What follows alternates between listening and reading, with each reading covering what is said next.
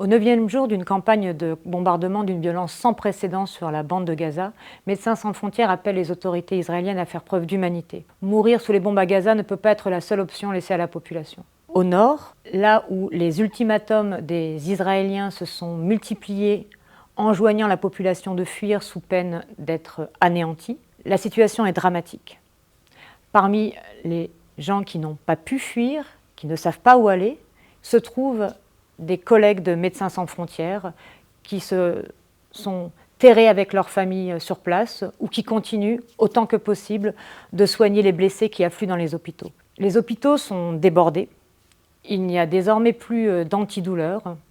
Notre personnel nous parle de blessés qui hurlent de douleur, de blessés, de malades qui ne peuvent se rendre à l'hôpital et de la terreur de se retrouver bombardés dans quelques heures. D'autres personnes nous racontent l'impossibilité, ne serait-ce que de sortir 1 heure pour aller se réapprovisionner au sud de Gaza, là où la population a été appelée à se déplacer par les autorités israéliennes. La situation est extrêmement difficile.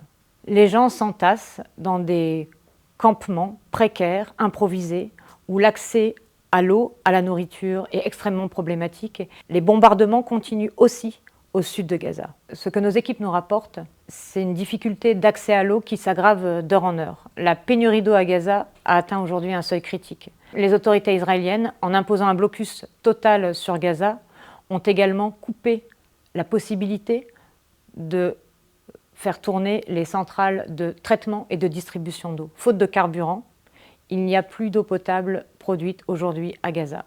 Face à cette situation critique, nous demandons aux autorités israéliennes d'organiser et de maintenir des zones véritablement sûres où la population peut espérer être épargnée des bombes.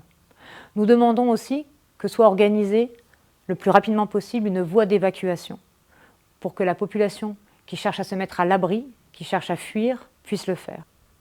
Nous demandons également que soit rétabli de toute urgence l'accès à des services de base essentiels et notamment l'accès à l'eau potable.